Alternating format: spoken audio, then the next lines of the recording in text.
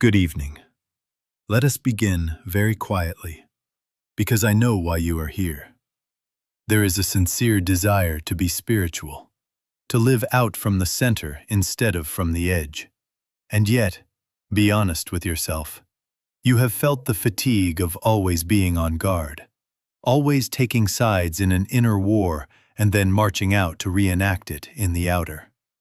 You go to bed armored, you wake up armed.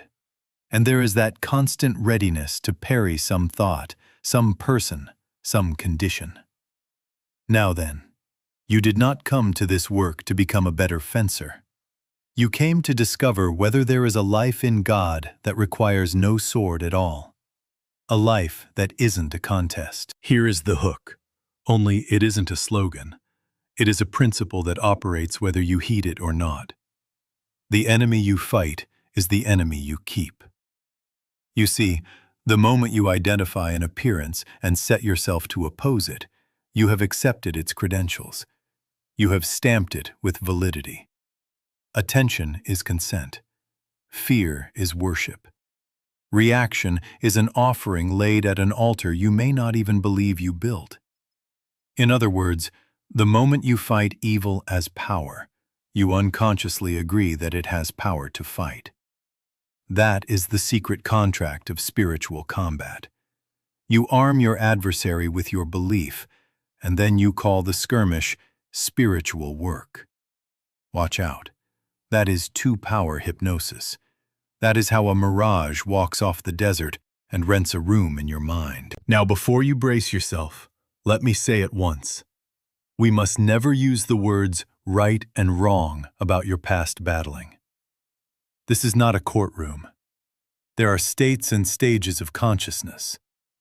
At a certain stage, resisting seems like protection, and sometimes it functions as a temporary brace while you learn to walk. Never be ashamed or afraid to acknowledge where you are.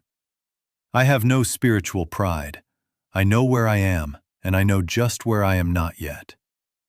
We are speaking not to condemn your efforts, but to reveal a higher law so that, naturally, without shame, you outgrow the need to quarrel with shadows. I must set the boundary clearly. I am speaking now from the standpoint of the infinite way. I am not speaking from the standpoint of moral systems or of mental manipulation. I am speaking from one premise. God is the only power. Never, never, never can there be an exception to the rule of one power. When you hear me say, resist not evil, do not mishear weakness in that. Hear the refusal to grant a second power a passport into your consciousness. Hear the discipline of declining to converse with appearances as if they were reality. And so, the promise and the payoff of our time together are simple. The shortcut is not passivity. It is contact, God contact, by which consciousness returns to its native recognition that God alone is power.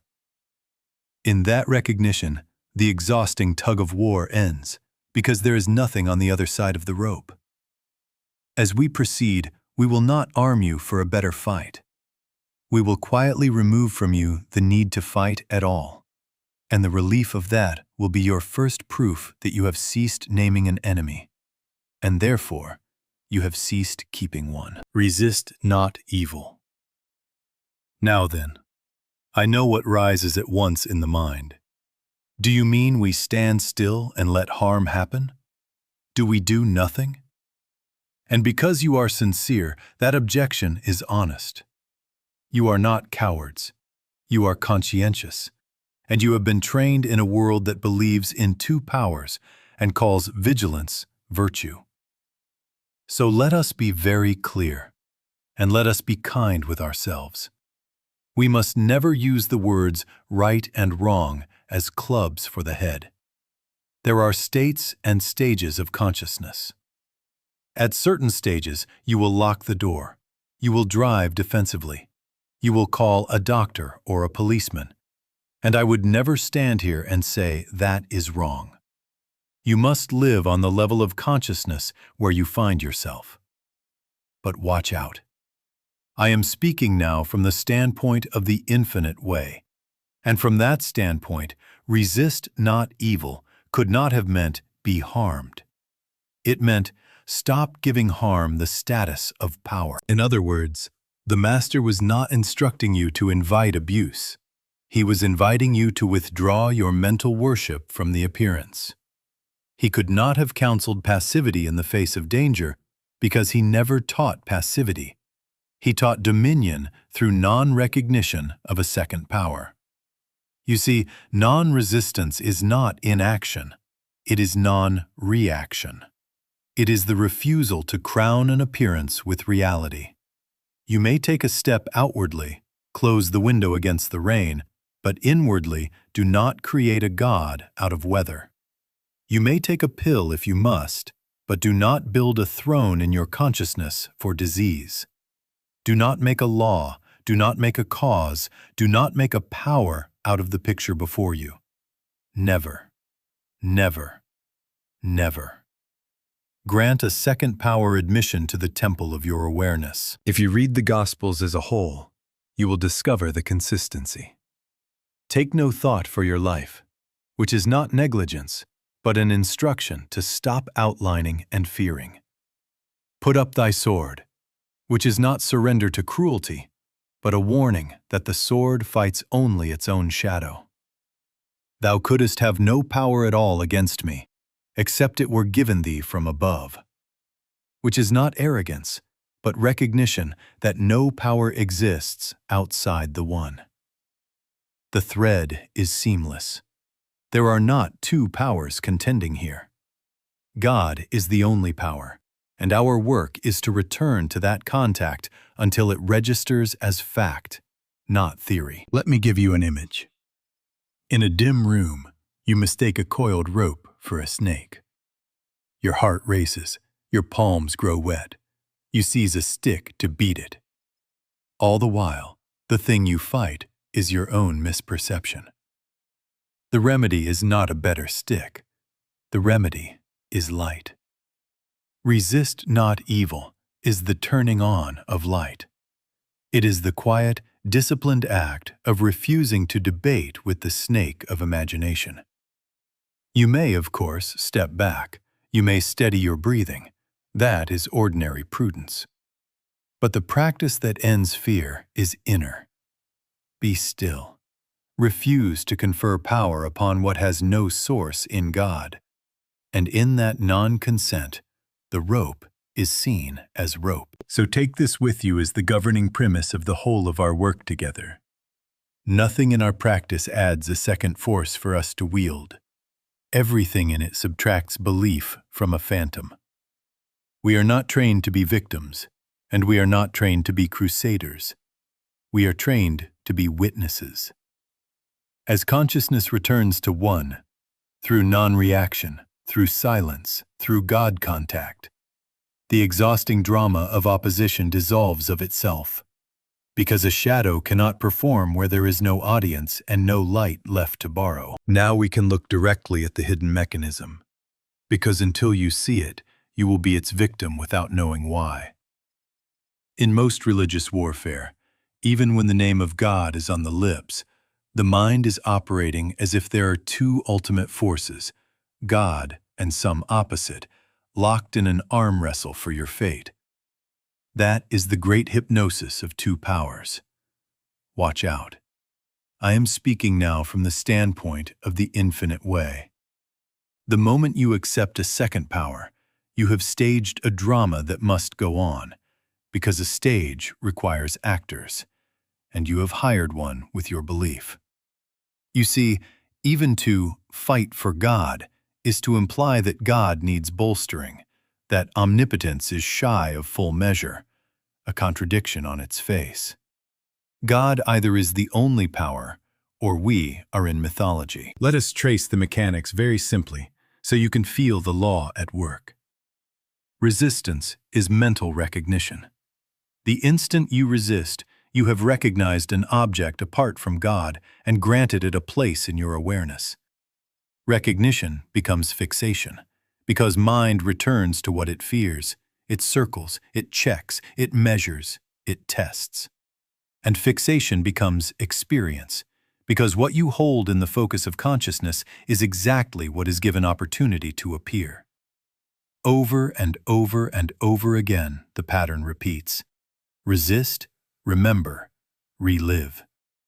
Resist, remember, relive. In other words, you cannot keep the image alive by attention and then complain that it keeps visiting your house. You say, "But I defeated it last time." Did you? Or did you merely push that wave back with another wave while the ocean of belief remained? You cannot defeat a thing and simultaneously keep it alive as a reality in your awareness. The very heat of your battle is your testimony. I acknowledge you as power enough to require my force. It is like trying to wipe off tar with tar. You become more involved with the substance the more vigorously you rub.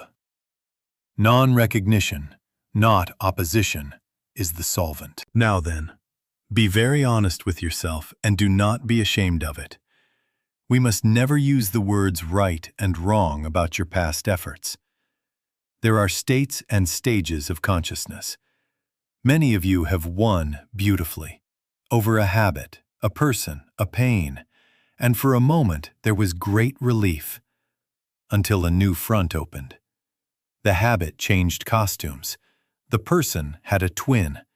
The pain moved its address. Why? Because the consciousness of battle remained intact. The inner posture that assumes two powers was unaltered, and so consciousness, faithful servant that it is, kept providing work for the soldier who insists on a battlefield. This is why opposition, however moral, however sincere, does not destroy a false power. It often proves it by treating it as real. The remedy is not to become careless or naive. It is to become exact. The adversary is never a person, never a condition, never an entity. The adversary is the belief in any power apart from God. If you watch within, you will feel the truth of it. The moment you withhold your inner consent, the steam goes out of the scene. The prop loses its actor. And here is the relief that I want you to taste even now, quietly, without fanfare. You do not have to keep up the fight. You have only to retire the second power from your consciousness, to stop granting it audience and argument, and you will find that the stage grows simple and still. Then action, when it is taken, will be taken in peace, and peace is the light in which the rope is seen as rope, and the show closes for lack of belief. Now then, let us be very gentle and very exact, because I do not want a single one of you to go out of here condemning yourself. We must never use the words right and wrong. There are states and stages of consciousness. You see, the human journey begins, spiritually speaking, at the material level of reaction, passes through a mental level of control, and matures into a spiritual level of realization. Each stage has its own language, its own tools, and its own usefulness for the place where you find yourself. At the first stage, fear and reflex are almost the same thing. You brace, you argue, you defend, you protect.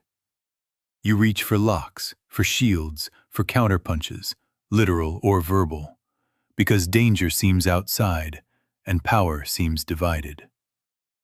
Do not be ashamed of it. If you are there, live there honestly and safely. If you must, call the doctor, the lawyer, the exterminator. I am not saying it is wrong. I am saying it is the language of that stage, and sometimes it is what keeps you from drowning while you are still learning to float. Then, as awareness stirs, you find the second stage, mental control. Now you begin to affirm and deny, to correct thought, to hold statements of truth up like lamps against the darkness.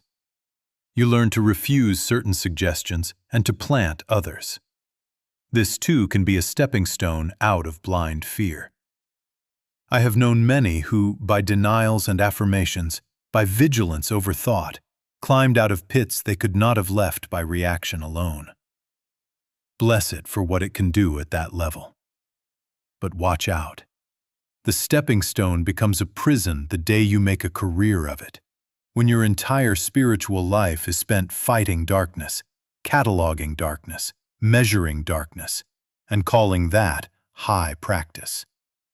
If you live, breathe, and identify as a crusader, you have simply baptized the hypnosis of two powers with holy words.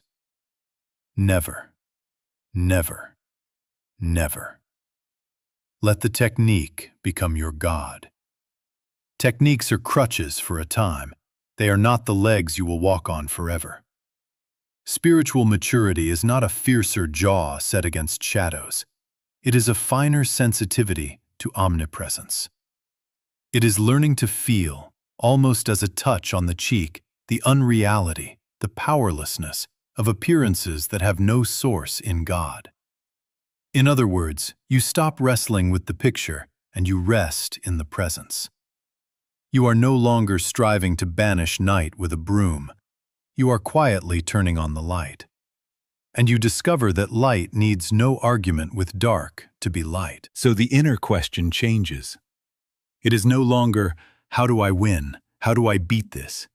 It becomes, how do I cease consenting to the premise that there is something to win against God? How do I retire the second power from my consciousness?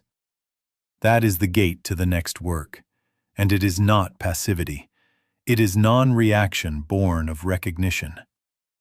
We will sit with that, and we will practice it, until the habit of combat yields to the habit of contact, and the ladder that served us gives way to the ground we were always standing on. Now then, let us take this word, non-reaction, and place it where it belongs. Because if you mistake it for apathy, he will try it for a day and throw it away. Non-reaction is not numbness. It is not the paralysis of fear, and it is not the suppression of feeling under a religious mask. Non-reaction is the quiet refusal to confer authority upon the first report of the senses. It is the inner no to the mind's rush to verdict. In other words, it is the withdrawal of your consent from the belief that a picture, heard, seen, tasted, touched, has power in and of itself. You see, senses are reporters, not rulers. They bring you a headline, and non-reaction is the editor that withholds publication until the truth is checked at a higher desk. Why is this strength? Because reaction is gasoline.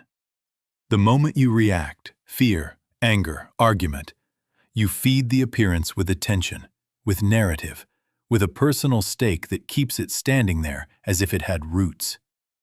Mind loves its own drama. It calls friends, assembles a jury, rehearses speeches, and in that commotion, the phantom is kept alive. Non-reaction, by contrast, removes the stage. It does not deny that a picture has come to the window. It simply declines to seat it at the head of the table and crown it law. The steam goes out. The wheel stops spinning because you have stopped peddling it with your belief. Let us bring this down to where you live so you can feel it work. Someone criticizes you, maybe unfairly. Instantly the mind leaps to self-defense. Sentences write themselves. You are the attorney and the witness and the judge. Watch out. That very mobilizing is your consent. Non-reaction is the gentle pause in which you refuse to take the bait of an enemy image. There is no enemy. There is, at most, a suggestion wearing a person's voice.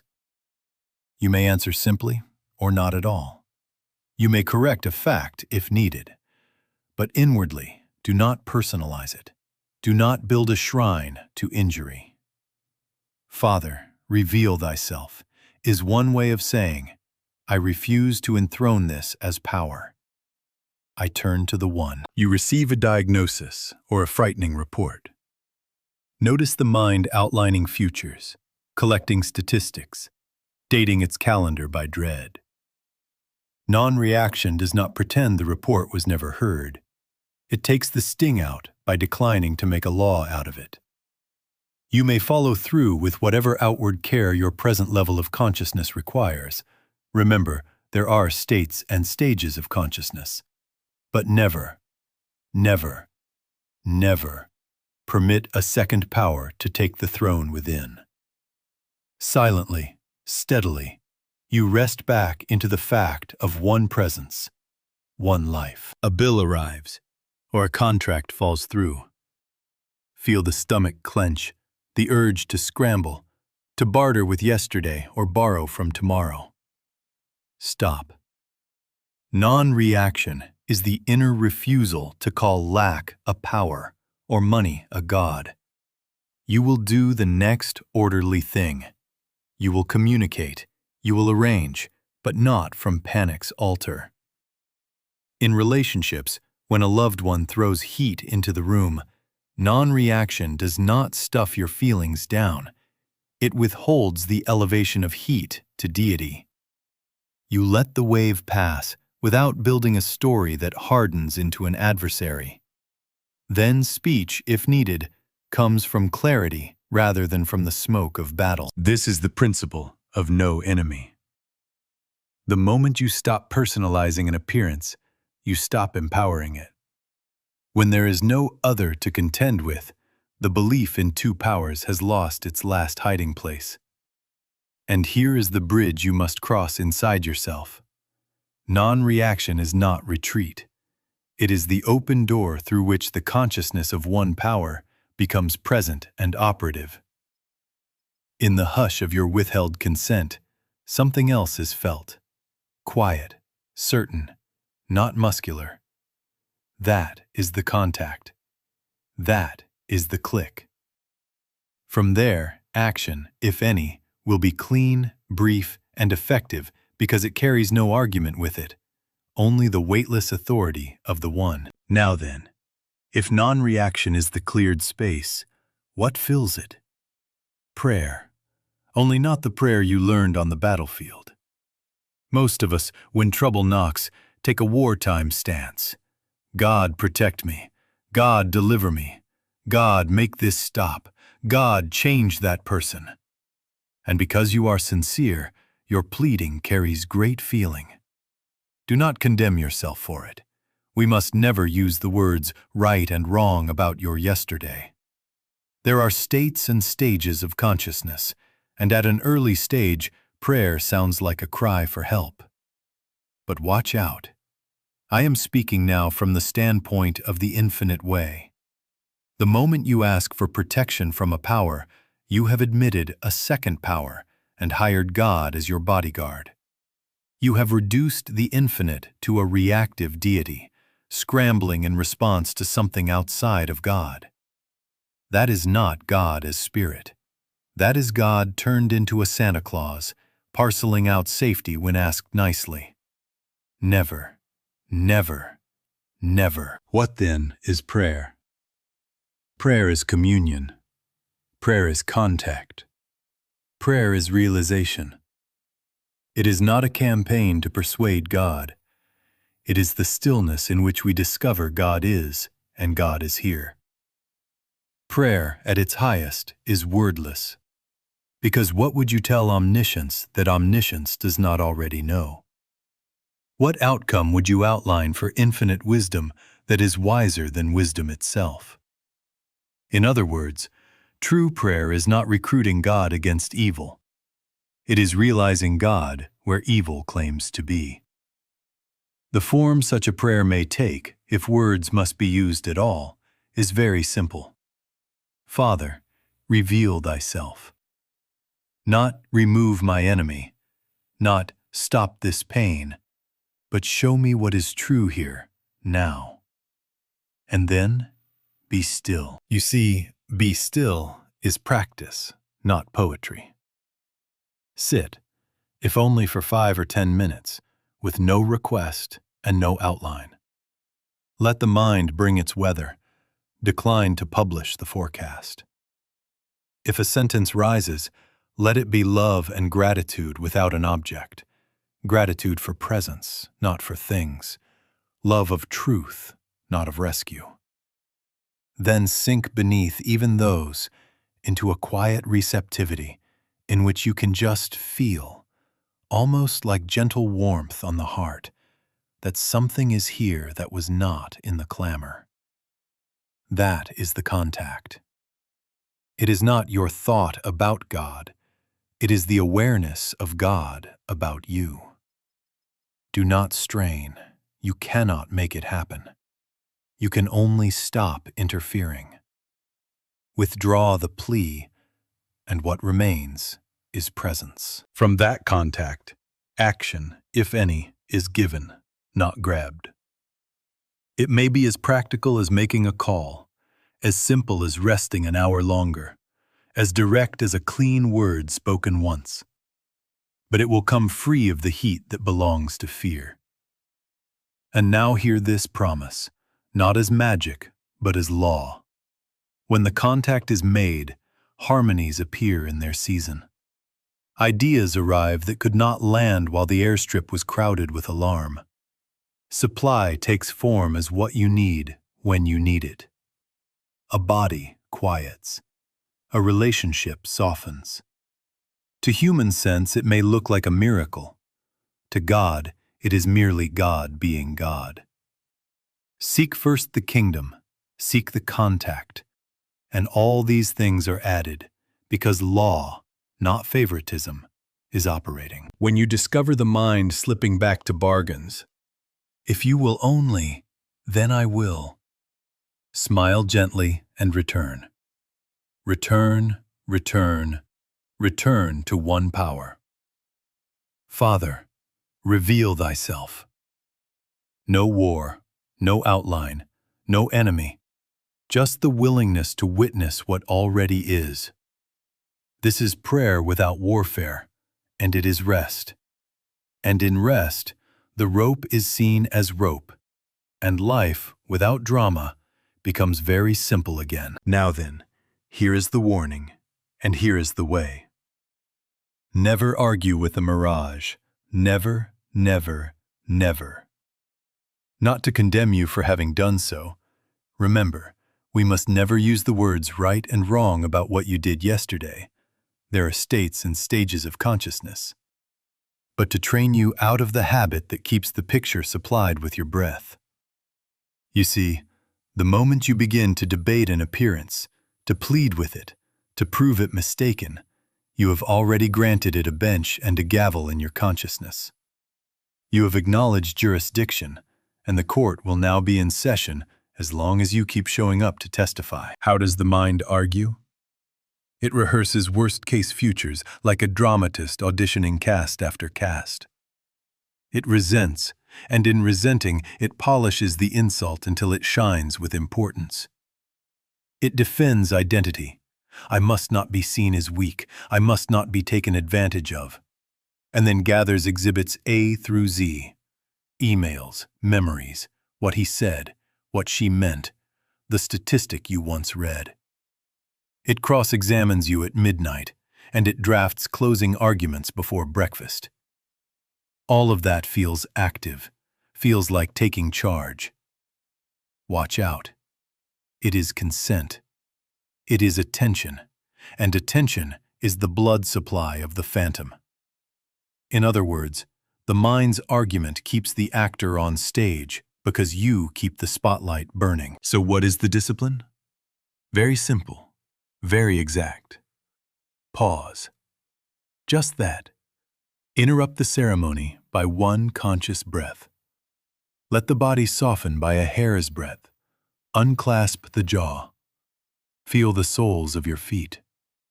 Then, inwardly, acknowledge omnipresence. Father, reveal thyself. Or, if even that is too many syllables, let this recognition rise without words. Here, God is. You do not fight the thought. You do not trim the storm. You let the surface weather pass across the sky of mind without conferring law upon wind or cloud. One breath, one turn, one refusal to publish the headline until it is cleared at the higher desk. You are not suppressing. You are withdrawing consent from the premise of a second power. That is all. And you do this not once, not twice, but again and again as the day asks it of you. Return, return, return to one power. If it calls you 40 times before lunch, you return 40 times. Each return is a loosening of the two-power belief. Each return weakens the habit trail by which the mind runs to its courtroom. Do not measure yourself by how long you stayed serene. Measure by your willingness to come back when you notice you have wandered. The noticing is grace. The coming back is obedience to grace. Do not scold yourself. That is only another argument with a mirage. Smile a little and return. I am speaking now from the standpoint of the infinite way. Your work is not to conquer appearances, but to stop conversing with them as if they were reality. In the quiet formed by that refusal, something else becomes perceptible. Not a push, not a triumph, but a clarity as clean as light on water. And as this discipline stabilizes, you begin to see for yourself that what you once called evil is not a creature to be hunted down and slain. It is a picture to be seen through. Then action, when it is given, is without heat, without drama, only the natural movement of one power revealing itself where a second once seemed to be. Now then, because the mind asks, but does this work? Let us look at demonstration, without fireworks, without headlines. Just the ordinary way spirit reveals itself when we stop feeding the show. You see, demonstration is not spectacle. It is not manifesting by mental muscle. It is the lawful effect of inner contact. God is a law as well as love. When contact is made, law operates, and harmony appears as the natural language of that law. I am speaking now from the standpoint of the infinite way. A small example. A business meeting turned rough, voices rising, positions hardening, and you could feel the tribal drums beginning. The impulse was to craft counter-arguments and secure allies. Instead, there was a pause, a literal breath, and inwardly, Father, reveal thyself. No rebuttal rehearsed, no inner court convened.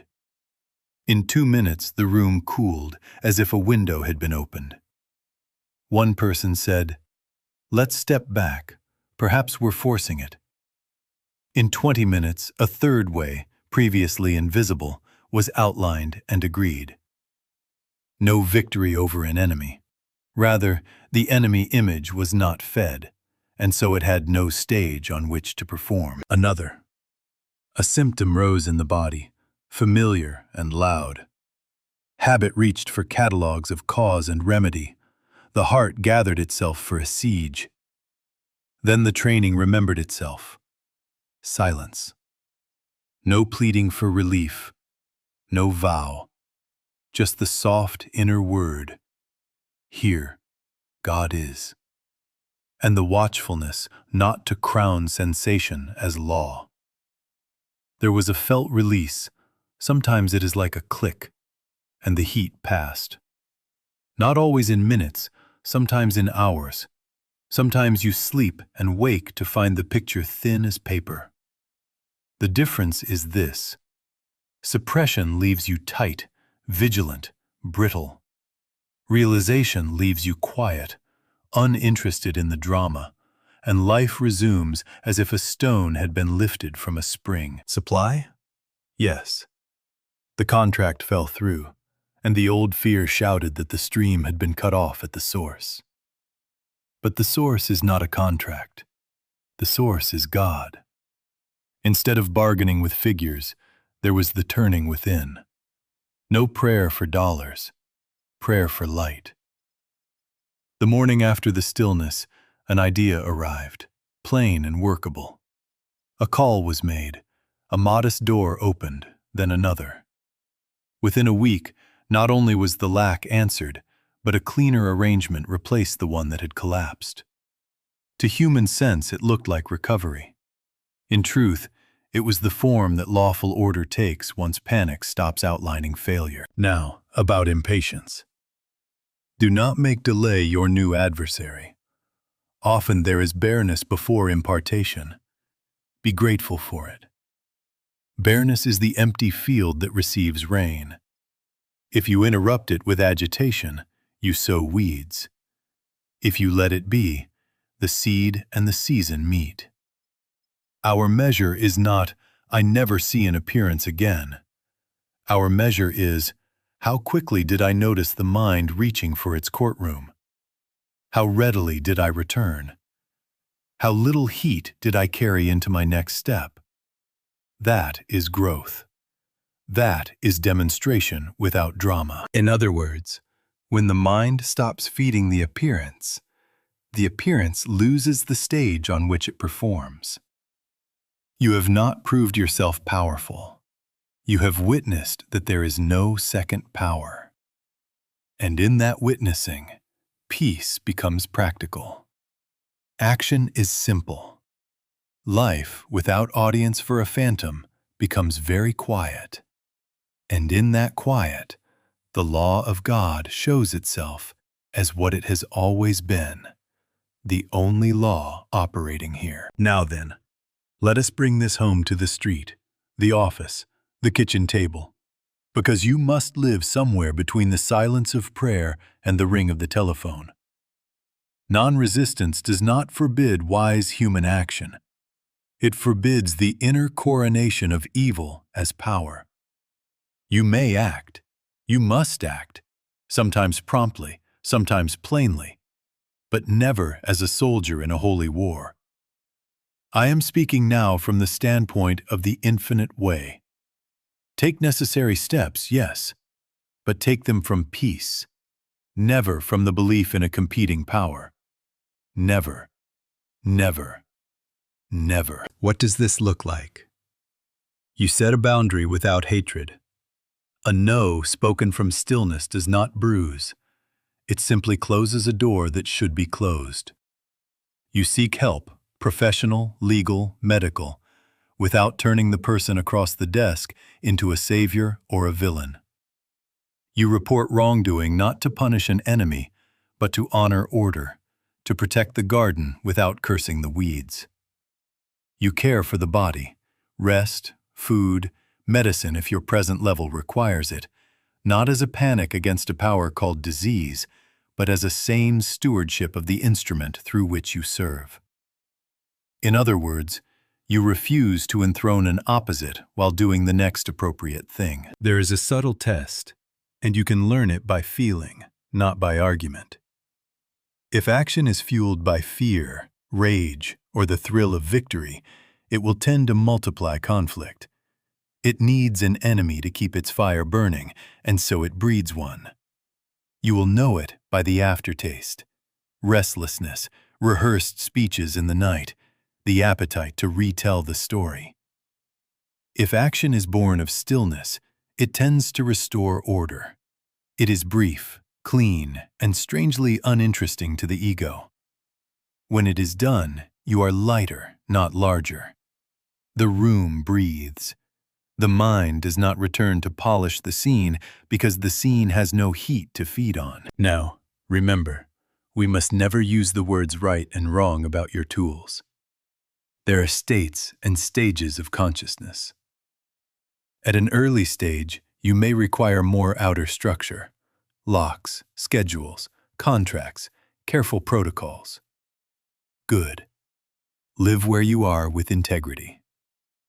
As consciousness ripens, you will find you need fewer props because recognition itself orders your steps. Fewer debates, fewer crusades, more exact movements that seem almost obvious when they arrive. You see, peace is not passivity. Peace is precision. So the aim is not to invent a world with no appearances. That would be trying to iron out the horizon. The aim is a consciousness that knows appearances are not powers. Then the same phone call, the same meeting, the same symptom meets a different you. You pause. Father, reveal thyself. You feel for the click, however slight, and you act, if you must, from that ground. Return, return, return to one power, even while signing the paper or closing the gate. And you will discover that life conducted in this way becomes very simple.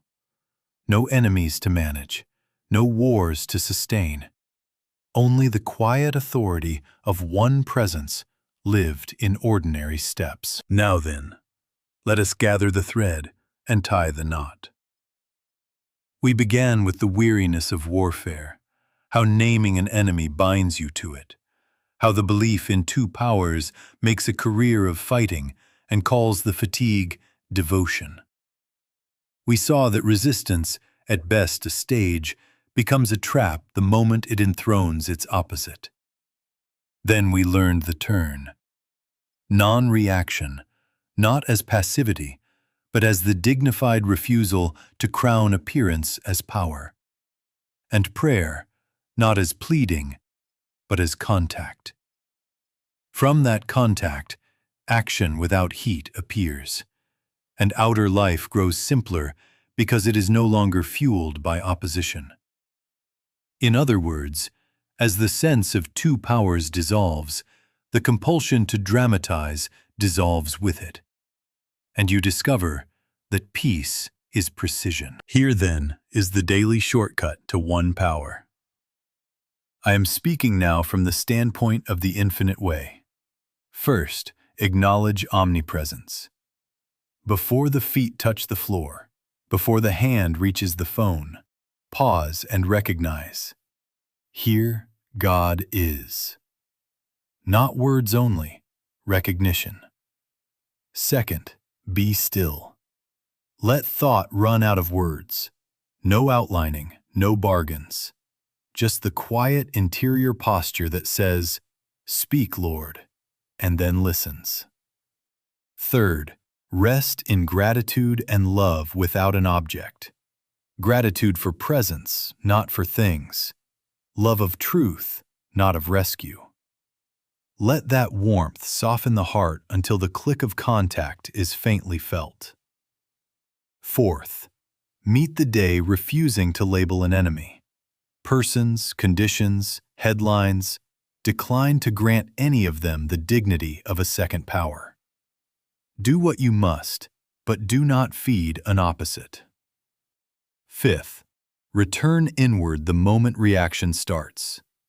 If fear flares or anger recruits you, stop. One breath. Father, reveal thyself. Do not argue with a mirage. Return, return, return. For the hour of pressure, let this refrain be your staff. Father, reveal thyself. I need nothing. Hear it rightly. I need no thing to add to God, and no appearance can subtract from God. In that realization, the storm loses title to your consent. You may take a step, yes, but you will not march to battle. You will move as transparency to one. Do not, please, convert this into a new perfectionism. We must never use the words right and wrong about your practice. There are states and stages of consciousness. I have no spiritual pride. I know where I am, and I know just where I am not yet. You will falter and forget, then notice and return. The fruit is gradual but unmistakable. Less fear, less inner argument, fewer midnight trials, more guidance arriving like an obvious next step, more harmony appearing naturally because law is being allowed to be law. This is the practicality of resist not evil. Live from one power until return becomes your reflex and recognition your normal climate. And then you will find, quietly and without announcement, that where there is no enemy to fight, there is no enemy to keep. Only the recognition of the one presence.